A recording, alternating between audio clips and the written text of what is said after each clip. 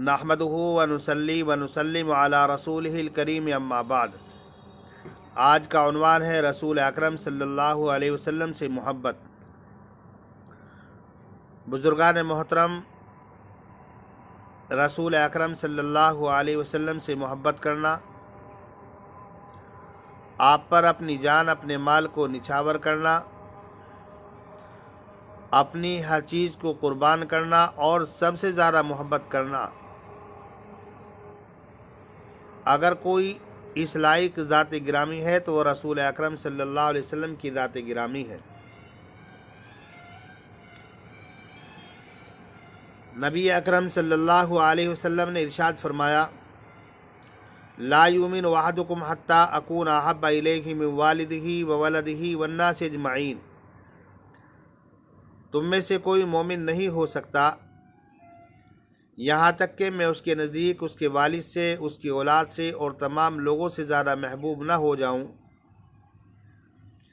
حضرت عمر بن خطاب رضی اللہ تعالیٰ عنہ نے ایک مرتبہ فرمایا، اے اللہ کے پیغمبر، آپ میرے نزدیک تمام چیزوں سے زیادہ محبوب ہیں، البتہ میری جان، میرا نفس مجھے آپ سے بھی زیادہ محبوب ہے۔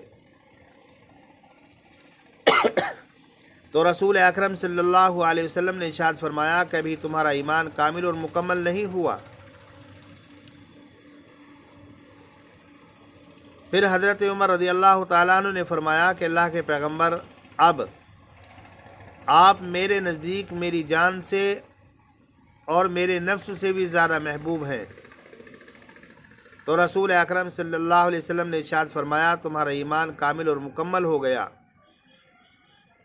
بزرگان محترم، دنیا کے اندر اگر کسی سے محبت کی جاتی ہے تو اس کے 4 اسباب اور 4 عوامل ہیں۔ یا تو حسن و جمال کی وجہ سے محبت کی جاتی ہے، یا کمال کی وجہ سے محبت کی جاتی ہے، یا احسان کی وجہ سے محبت کی جاتی ہے، یا قرابت کی وجہ سے۔ اور رسول اکرم صلی اللہ علیہ وسلم کے اندر یہ 4 اسباب، 4 عوامل بدرجہ اکمل، بدرجہ اتم موجود ہیں۔ جہاں تک تعلق ہے آپ کے حسن و جمال کا، تو حضرت عائشہ صدیقہ رضی اللہ تعالیٰ عنہ فرماتی ہیں کہ زلیخا کے زمانے کی عورتوں نے حضرت یوسف علیہ نبینا علیہ السلام کے حسن و جمال کو دیکھ کر اپنی انگلیوں کے پوروں کو کاٹا تھا۔ اگر وہ میرے محبوب صلی اللہ علیہ وسلم کو دیکھ لیتی تو اپنے قلب و جگر کو کاٹ لیتی۔ حضرت عائشہ صدیقہ رضی اللہ تعالیٰ عنہ فرماتی ہیں کہ اگر گھر کے اندر رات کے وقت سوئی گم ہو جاتی، غائب ہو جاتی، تو میں رسول اکرم صلی اللہ علیہ وسلم کے حسن و جمال کی روشنی میں اس سوئی کو تلاش کر لیتی تھی۔ حضرت یوسف علیہ نبینا علیہ السلام کو پوری دنیا کا نصف حسن دیا گیا، آدھا حسن دیا گیا، لیکن رسول اکرم صلی اللہ علیہ وسلم کا حسن حضرت یوسف علیہ نبینا علیہ السلام سے بھی زیادہ تھا، اور آپ کے حسن کے اندر ملاحت تھی جو حضرت یوسف علیہ نبینا علیہ السلام کے حسن کے اندر نہیں تھی۔ ایک صحابی رسول کہتے ہیں کہ میں مسجد نبوی کے اندر تھا، 14ویں رات کا چاند طلوع ہو رہا تھا، رسول اکرم صلی اللہ علیہ وسلم سرخ جوڑا زیب تن کیے ہوئے تھے۔ میں کبھی رسول اکرم صلی اللہ علیہ وسلم کو دیکھتا اور کبھی 14ویں رات کے چاند کو دیکھتا، اور یہ فیصلہ نہیں کر پا رہا تھا کہ رسول اکرم صلی اللہ علیہ وسلم زیادہ حسین و جمیل ہیں یا 14ویں رات کا چاند۔ آخر غور کرتا رہا، دیکھتا رہا، اور مجھے یہ کہنا پڑا کہ رسول اکرم صلی اللہ علیہ وسلم 14ویں رات کے چاند سے بھی زیادہ حسین و جمیل ہیں۔ حضرت عائشہ صدیقہ رضی اللہ تعالیٰ عنہ فرماتی ہیں، وَلَنَا شَمْسٌ وَلِلْآفَاقِ شَمْسٌ وَشَمْسِي خَيْرٌ مِّن شَمْسِ السَّمَاءِ وَشَمْسُ النَّاسِ تَطْلُعُ بَعْدَ الْفَجْرِ وَشَمْسِي تَطْلُعُ بَعْدَ الْعِشَاءِ۔ ہمارا بھی ایک سورج ہے، آفاق کا ایک سورج ہے، میرا سورج آسمان کے سورج سے بہتر ہے۔ لوگوں کا سورج فجر کے بعد طلوع ہوتا ہے، اور میرا سورج عشاء کے بعد طلوع ہوتا ہے۔ حضرت حسان ابن ثابت رضی اللہ تعالیٰ عنہ کے 2 شعر ہیں، اس سے آپ کے حسن و جمال کا اندازہ کیا جا سکتا ہے۔ وہ فرماتے ہیں وَأَحْسَنُ مِنْكَ لَمْ تَرَ قَطُّ عَيْنِي وَأَجْمَلُ مِنْكَ لَمْ تَلِدِ النِّسَاءُ وَقَدْ خُلِقْتَ مُبَرَّأً مِنْ كُلِّ عَيْبٍ كَأَنَّمَا خُلِقْتَ كَمَا تَشَاءُ۔ حضرت حسان ابن ثابت رضی اللہ تعالیٰ عنہ کہتے ہیں کہ آپ جیسا حسین و جمیل میری آنکھوں نے نہیں دیکھا، اور آپ جیسا حسین و جمیل کسی عورت نے جنا ہی نہیں۔ آپ ہر عیب سے پاک و صاف ہیں، اور گویا جیسا پیدا ہونا چاہتے تھے اللہ تبارک و تعالیٰ نے آپ کو ویسا ہی بنایا ہے۔ بزرگان محترم، کسی کہنے والے نے کیا خوب کہا ہے، حسن یوسف دم عیسیٰ ید بیضا داری، حسن یوسف دم عیسیٰ ید بیضا داری، آنچ خوبہ ہما دارن تو تنہا داری۔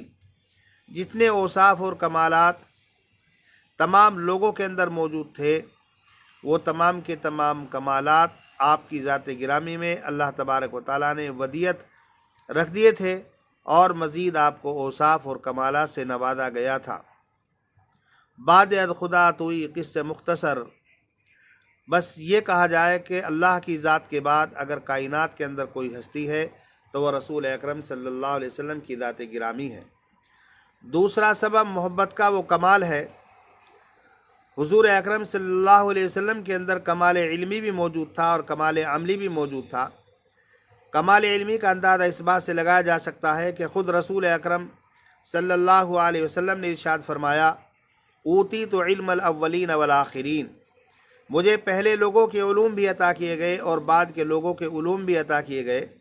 ظاہر سی بات ہے کہ آپ امام الانبیاء تھے، آپ خاتم الانبیاء اور خاتم الرسول تھے، تو ظاہر سی بات ہے آپ سب سے بڑے عالم بھی تھے، اور آپ سے بڑا عالم دنیا کے اندر کوئی پیدا ہوا نہ ہوگا۔ آپ کے کمال عملی کا اندازہ اس بات سے لگایا جا سکتا ہے کہ حضرت عائشہ صدیقہ رضی اللہ تعالیٰ عنہ فرماتی ہے کہ آپ رات میں نمازوں کے اندر اتنا طویل قیام فرماتے تھے کہ آپ کے پیروں پر ورم آ جایا کرتا تھا۔ حضرت عائشہ صدیقہ رضی اللہ تعالیٰ عنہ نے فرمایا کہ اللہ کے پیغمبر، آپ تو بخشے بخشائے ہیں، آپ اتنی لمبی لمبی نمازیں کیوں پڑھتے ہیں؟ تو رسول اکرم صلی اللہ علیہ وسلم نے ارشاد فرمایا افلا اکون عبدا شکورا، کیا میں اللہ کا شکر گزار بندہ نہ بنوں؟ حضور اکرم صلی اللہ علیہ وسلم کے بارے میں آتا ہے آپ ہر وقت اللہ کو یاد کرتے رہتے تھے، اللہ کا ذکر کرتے رہتے تھے، اور ہر وقت اللہ کی طرف متوجہ رہتے تھے۔ بزرگان محترم، اللہ تبارک و تعالیٰ کو یہ کہنا پڑا کہ پیغمبر رات کے کچھ حصے میں آرام کیجئے اور کچھ حصے میں عبادت کیجئے۔ اور تیسرا سبب جو ہے وہ احسان ہے، کسی کے ساتھ میں اچھا سلوک کرنا، کسی کے ساتھ میں اچھا برتاؤ کرنا، کسی کو کوئی چیز عطا کرنا۔ جہاں تک آپ کے احسان کا تعلق ہے تو آپ ہر شخص کے ساتھ میں بھلائی کا معاملہ کرتے تھے، اچھائی کا معاملہ کرتے تھے۔ خود رسول اکرم صلی اللہ علیہ وسلم کی حدیث پاک موجود ہے، آپ نے فرمایا جو تم سے تعلقات ختم کرے تم اس کے ساتھ میں تعلقات کو جوڑو، جو تمہیں محروم کرے تم اس کو عطا کرو، جو تمہارے اوپر ظلم کرے تم اس کو معاف کرو، اور جو تمہارے ساتھ میں برا سلوک کرے تم اس کے ساتھ میں اچھا سلوک کرو۔ اور جہاں تک تعلق ہے عطیے کا اور کسی کو کوئی چیز دینے کا، تو روایتوں سے معلوم ہوتا ہے کہ رسول اکرم صلی اللہ علیہ وسلم کے دروازے سے کوئی خالی ہاتھ واپس نہیں جایا کرتا تھا۔ جب بھی کسی نے رسول اکرم صلی اللہ علیہ وسلم سے کوئی سوال کیا تو آپ نے اس کی ضرورت کو پورا کرنے کی کوشش کی۔ ایک روایت کے اندر آتا ہے کہ ایک ماں نے اپنے بچے کو رسول اکرم صلی اللہ علیہ وسلم کے پاس قمیص لینے کے لیے بھیجا۔ وہ بچہ حاضر خدمت ہوا۔ آپ نے فرمایا بیٹا اس وقت میرے پاس صرف یہی چادر ہے جو میں اوڑھ رہا ہوں، جب کہیں سے چادر آ جائے گی میں چادر تمہیں دے دوں گا۔ بچہ واپس چلا گیا، ماں سے جا کر کے عرض کر دیا۔ ماں نے دوبارہ پھر بھیج دیا کہ دوبارہ پھر جاؤ۔ وہ بچہ دوبارہ رسول اکرم صلی اللہ علیہ وسلم کی خدمت بابرکات میں حاضر ہوا، اور جا کر اس نے دوبارہ پھر سوال کر دیا۔ تو رسول اکرم صلی اللہ علیہ وسلم کے پاس جو چادر تھی جو آپ اوڑھ رہے تھے، آپ نے وہی چادر اس بچے کے حوالے کر دی۔ حتیٰ کہ حضرات علماء نے لکھا ہے کہ نماز کا وقت ہو گیا، لیکن آپ کے پاس چونکہ کوئی چادر نہیں تھی، اس لیے نماز میں آپ کو تاخیر کرنا پڑی۔ یہ تھے رسول اکرم صلی اللہ علیہ وسلم کے احسانات اور حضور اکرم صلی اللہ علیہ وسلم کا عطیہ۔ حضور اکرم صلی اللہ علیہ وسلم دنیا کے اندر سب سے زیادہ سخی تھے، سب سے زیادہ سخاوت کرنے والے تھے، اور حدیث پاک کے اندر آتا ہے کہ خاص طور پر رمضان میں آپ کی سخاوت تیز و تند ہوا کی طرح ہو جایا کرتی تھی۔ رسول اکرم صلی اللہ علیہ وسلم نے کبھی اپنے لیے، اپنی آل و اولاد کے لیے، اپنی ازواج مطہرات کے لیے، اپنے خاندان کے لیے کبھی کوئی چیز بچا کر کے نہیں رکھی۔ آپ کے پاس جو کچھ آتا تھا، آپ کے پاس جو کچھ ہوتا تھا، آپ لوگوں پر اس کو تقسیم کر دیتے تھے، خرچ کر دیتے تھے، اور آپ کے خرچ کرنے کا اندازہ، آپ کے عطیے کا اندازہ اس سے ہوتا ہے کہ وہاں مسجد نبوی سے متصل ایک چبوترا تھا جس کو صفہ کے نام سے لوگ جانتے ہیں، اور وہاں رہنے والوں کو اصحاب صفہ کہا جاتا ہے۔ رسول اکرم صلی اللہ علیہ وسلم ان کے خرچ کی ذمہ داری اٹھاتے تھے، اور جتنے بھی وہ لوگ ہوتے تھے رسول اکرم صلی اللہ علیہ وسلم ہی ان پر خرچ کیا کرتے تھے۔ چوتھا سبب محبت کا جو ہے وہ قرابت ہے۔ آدمی قرابت کی وجہ سے محبت رکھتا ہے، محبت کرتا ہے۔ اب ظاہر سی بات ہے کہ رسول اکرم صلی اللہ علیہ وسلم سے زیادہ قرابت کس سے ہو سکتی ہے؟ آپ صلی اللہ علیہ وسلم سے زیادہ قریب کون ہو سکتا ہے؟ قرآن کریم خود کہتا ہے النبی اولیٰ بالمؤمنین من انفسہم۔ رسول اکرم صلی اللہ علیہ وسلم نے ارشاد فرمایا انما انا لکم بمنزلۃ الوالد، میں تمہارے لیے باپ کے درجے میں ہوں۔ رسول اکرم صلی اللہ علیہ وسلم پوری امت کے روحانی باپ ہیں۔ بزرگان محترم، کسی کہنے والے نے کیا خوب کہا ہے، بلغ العلا بکمالہ وکشف الدجی بجمالہ، بلغ العلا بکمالہ وکشف الدجی بجمالہ وحسنت جمیع خصالہ وصلوا علیہ وآلہ، کہ بلندیوں کو جو بلندی ملی وہ حضور اکرم صلی اللہ علیہ وسلم کے کمال کی وجہ سے ملی، اور جو اندھیرا، تاریکی، ظلمت، یہ سب حضور اکرم صلی اللہ علیہ وسلم کے جمال کی وجہ سے ختم ہوئی، اور حضور اکرم صلی اللہ علیہ وسلم کے اندر تمام اچھی خصلتیں جمع تھی۔ حضور اکرم صلی اللہ علیہ وسلم پر صلاۃ و سلام پڑھو۔ بزرگان محترم، اگر کوئی ذات اس لائق ہے کہ اس سے محبت کی جائے، وہ حضور اکرم صلی اللہ علیہ وسلم کی ذات گرامی ہے، اس لیے کہ محبت کے چاروں اسباب اور چاروں عوامل حضور اکرم صلی اللہ علیہ وسلم کی ذات گرامی کے اندر بدرج اتم، بدرج اکمل موجود تھے۔ بزرگان محترم، جہاں تک حضور اکرم صلی اللہ علیہ وسلم کی ذات گرامی کا تعلق ہے، تو آپ کسی خاص ملک کے لیے، خاص قوم کے لیے، خاص خاندان کے لیے، خاص کسی ذات اور برادری کے لیے رسول پیغمبر بنا کر نہیں بھیجے گئے۔ آپ تمام لوگوں کی طرف، پورے عالم کی طرف پیغمبر بنا کر بھیجے گئے۔ آپ سب کے رسول اور سب کے پیغمبر تھے۔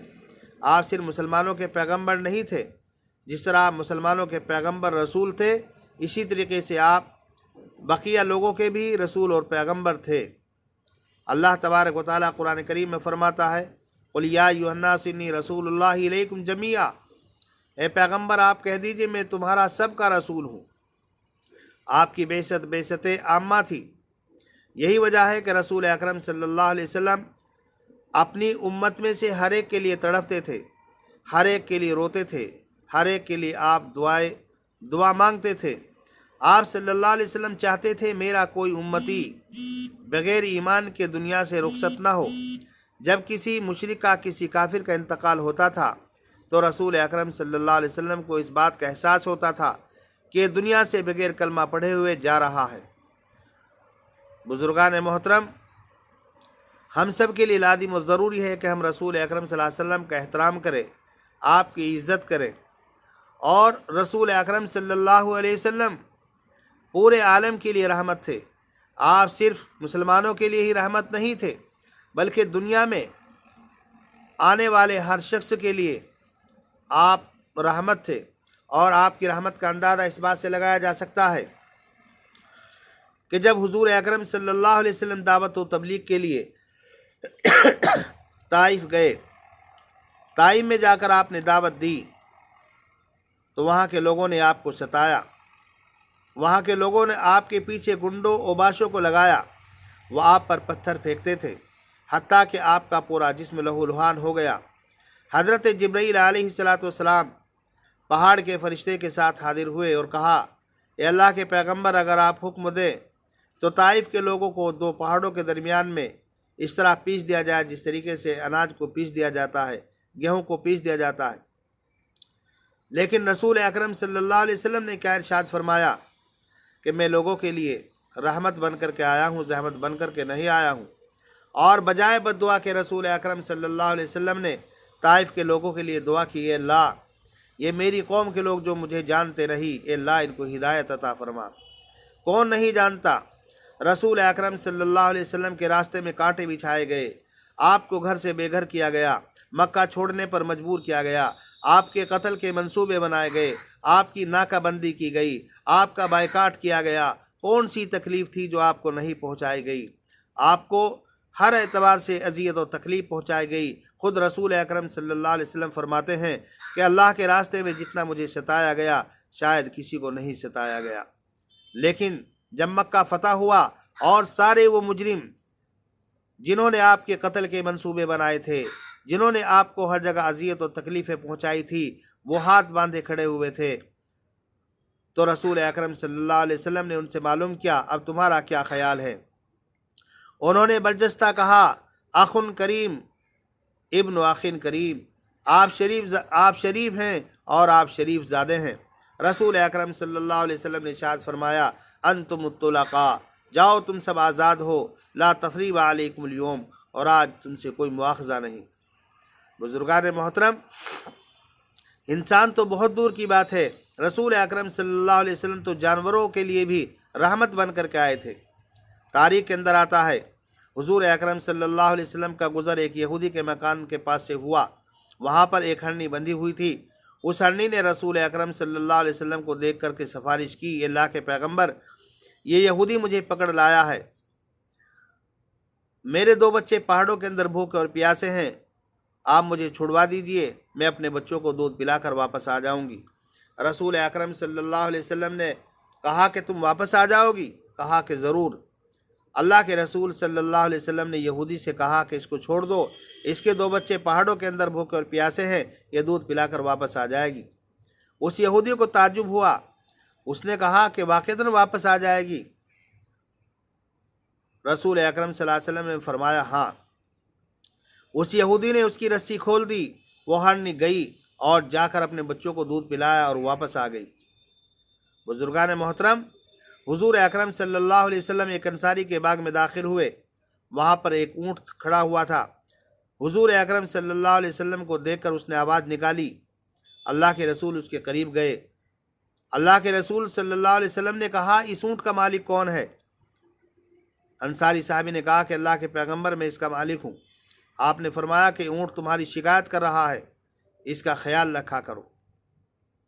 بزرگان محترم، دنیا کے اندر کون سے وہ لوگ ہیں جن کے حقوق کو رسول اکرم صلی اللہ علیہ وسلم نے بیان نہ کیا ہو؟ لیکن آج المیہ ہے۔ حضور اکرم صلی اللہ علیہ وسلم کو درخت بھی پہچانتے تھے، پتھر بھی پہچانتے تھے، پہاڑ بھی پہچانتے تھے، لیکن اگر نہیں پہچانتا تو آج کا انسان نہیں پہچان رہا ہے۔ یہی تو وجہ ہے کہ رسول اکرم صلی اللہ علیہ وسلم کے گستاخانہ کارٹون شائع کیے جا رہے ہیں، نازیبا جملے اور نازیبا کلمات آپ کی شان کے اندر کہے جا رہے ہیں۔ آپ کو معلوم ہوگا، روایت کے اندر آتا ہے کہ جب رسول اکرم صلی اللہ علیہ وسلم راستے پر چلتے تھے تو درخت جھک کر سلام کیا کرتے تھے۔ حضرت عبداللہ ابن مسعود رضی اللہ تعالیٰ عنہ کہتے ہیں، آج تک میں ان پتھروں کو جانتا ہوں جو رسول اکرم صلی اللہ علیہ وسلم کو سلام کیا کرتے تھے۔ ایک روایت کے اندر آتا ہے کہ رسول اکرم صلی اللہ علیہ وسلم ایک پہاڑی پر موجود تھے، اس پہاڑی کے اندر زلزلہ آیا، رسول اکرم صلی اللہ علیہ وسلم نے اپنا پیر مارا اور یہ فرمایا، تجھے معلوم نہیں تیرے اوپر نبی، صدیق اور شہید ہے۔ ایک مرتبہ ایک کافر نے کہا کہ کیا آپ یہ بتا سکتے ہیں کہ میری مٹھی میں کیا ہے؟ تو رسول اکرم صلی اللہ علیہ وسلم نے فرمایا میں صرف یہی نہیں بتا سکتا بلکہ یہ بھی تمہاری مٹھی میں جو کچھ ہے وہ خود یہ بتائے گی میں کون ہوں۔ لہذا اس کافر کی مٹھی میں کنکریاں تھی، ان کنکریوں نے گواہی دی کہ آپ اللہ کے بندے اور اللہ کے رسول ہیں۔ بزرگان محترم، کتنے افسوس کی بات ہے، کتنا افسوس کا مقام ہے۔ ہر چیز اللہ کے رسول کو جانتی ہے۔ چاند اور سورج اللہ کے رسول کو جانتا تھا، درخت جانتے تھے، پتھر جانتے تھے، پہاڑ جانتے تھے، جانور جانتے تھے، لیکن اگر نہیں جانتا تو آج کا انسان نہیں جان رہا ہے۔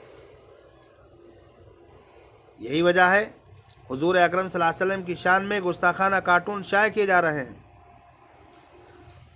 لیکن مسلمانوں کے لیے بڑے افسوس کی بات اور بڑا افسوس کا مقام ہے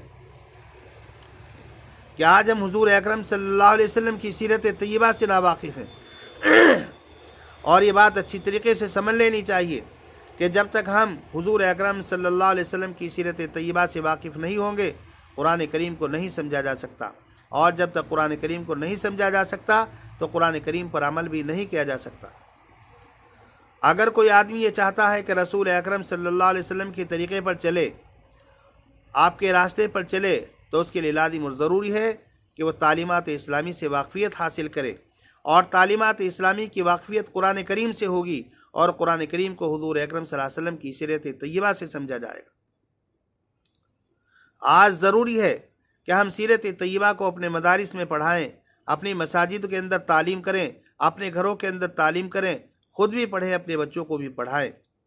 اگر آج حضور اکرم صلی اللہ علیہ وسلم کی سیرت طیبہ کو عام کیا گیا ہوتا تو آج دنیا کے اندر نفرت نہ ہوتی، عداوت نہ ہوتی، دشمنی نہ ہوتی، بغض و عناد نہ ہوتا۔ اس لیے کہ سیرت طیبہ کا مطالعہ، سیرت طیبہ پر عمل کرنا اور سیرت طیبہ کو عام کرنا اور اس کی اشاعت کرنا، یہ دنیا کے اندر امن پیدا کرے گا، محبت پیدا کرے گا، دنیا کے اندر پیار آئے گا، دنیا سے نفرت، عداوت، دشمنی ختم ہوگی۔ بزرگان محترم، میں اس ویڈیو کے ذریعے سے ان لوگوں کو یہ کہہ دینا چاہتا ہوں کہ مسلمان ہر چیز برداشت کر سکتا ہے، اور مسلمان ہی نہیں بلکہ ہمارے غیر مسلم بھائی بھی جو سیکولر ذہن کے ہیں ہر چیز برداشت کر سکتے ہیں۔ جان جائے تو جائے، مال جائے تو جائے، ہماری آبرو عزت جائے تو جائے، لیکن حضور اکرم صلی اللہ علیہ وسلم کی شان میں گستاخی، نازیبا کلمات اور کارٹون گستاخانہ، اس کو کبھی برداشت نہیں کر سکتا۔ مسلمانوں کے صبر کا امتحان نہ لیا جائے۔ آج یہ جو کچھ ہو رہا ہے جہالت کی وجہ سے نہیں، عدم علم کی وجہ سے نہیں، حسد اور اناد کی وجہ سے ایسا کیا جا رہا ہے۔ حکومت اور اقتدار پر براجمان ہونے کے لیے کیا جا رہا ہے، حالانکہ یہ معلوم ہونا چاہیے عزت اور ذلت اللہ کے ہاتھ میں ہے۔ اللہ جس کو چاہتا ہے عزت دیتا ہے اور جس کو چاہتا ہے ذلت دیتا ہے۔ ہم نے دیکھا جن لوگوں نے رسول اکرم صلی اللہ علیہ وسلم کی شان میں گستاخی کی، نازیبا کلمات کہے، وہ ذلیل اور رسوا ہوئے، ان کو ذلت اور رسوائی سے کوئی بچا نہ سکا۔ لیکن زیادہ افسوس مسلمانوں پر ہے جو حضور اکرم صلی اللہ علیہ وسلم کی سیرت طیبہ سے ناواقف ہے۔ اگر ہم نے سیرت طیبہ کو عام کیا ہوتا، قرآن کو عام کیا ہوتا، رسول اکرم صلی اللہ علیہ وسلم کی تعلیمات کو عام کیا ہوتا تو شاید آج ہمیں دن دیکھنا نہ پڑتا۔ بزرگان محترم، آج بھی وقت ہے قرآن کریم ہم پڑھیں، احادیث نبوی کا ہم مطالعہ کریں، حضور کی سیرت طیبہ کو پڑھ کر اس پر عمل کرنے کی کوشش کریں، انشاءاللہ دنیا کے اندر امن پیدا ہوگا۔ آج مٹھی بھر لوگ، چند لوگ وہ دنیا کو نفرت کی آگ میں دھکیل دینا چاہتے ہیں، وہ دنیا کو جنگ کے اندر دھکیل دینا چاہتے ہیں، لیکن ہماری ذمہ داری ہے ہم دنیا کے اندر امن پیدا کریں، محبت پیدا کریں، پیار پیدا کریں، نفرت، عداوت، دشمنی ان سب کو ختم کریں۔ اور یہ کیسے ہوگا؟ جب ہم قرآن کو عام کریں گے، جب حضور اکرم صلی اللہ علیہ وسلم کی سیرت طیبہ کو عام کریں گے۔ لہذا اس ویڈیو کے ذریعے سے ایک پیغام مسلمانوں کے لیے ہے کہ مسلمان حضور کی سیرت کو اپنائیں، حضور کی سیرت پر چلیں، خود بھی سیرت طیبہ کا مطالعہ کریں، اپنے بچوں کو بھی پڑھائیں، سکھائیں۔ اور دوسرے ان چند لوگوں سے ہیں جو دنیا میں نفرت پھیلانا چاہتے ہیں، جو دنیا کو دو حصوں میں تقسیم کر دینا چاہتے ہیں کہ مسلمان سب کچھ برداشت کر سکتا ہے اور کرتا رہا ہے، لیکن رسول اکرم صلی اللہ علیہ وسلم کی شان میں گستاخی، بے ادبی اور یہ گستاخانہ کارٹون جو شائع کیے جا رہے ہیں، اس کو کبھی برداشت نہیں کر سکتا۔ اس لیے مسلمانوں کے صبر کا امتحان نہ لیا جائے، اور میری یہی اپیل ہے، ہر شخص اپنے اپنے مذہب پر چلنے پر مکمل آزاد ہے، چلے، لیکن دوسرے کے مذہب کو برا نہ کہے، دوسروں کے رہبروں کو، رہنماؤں کو برا نہ کہے، اس لیے کہ اسلام مذہب اس بات کی اجازت نہیں دیتا کہ ہم کسی دوسرے کے مذہب کو برا کہیں، کسی دوسرے مذہب کے رہنماؤں کو غلط کہیں۔ ہر شخص کو اللہ تبارک و تعالیٰ نے عقل دی، سوجھ بوجھ دی، ہر شخص کو اپنے مذہب پر چلنے پر مکمل طریقے پر آزاد ہے، چلے۔ اللہ تبارک و تعالیٰ سے دعا ہے کہ اللہ تبارک و تعالیٰ ہم سبھی کو شریعت پر چلنے کی، شریعت کو سمجھنے کی توفیق مرحمت فرمائے۔ وما علینا الا البلاغ۔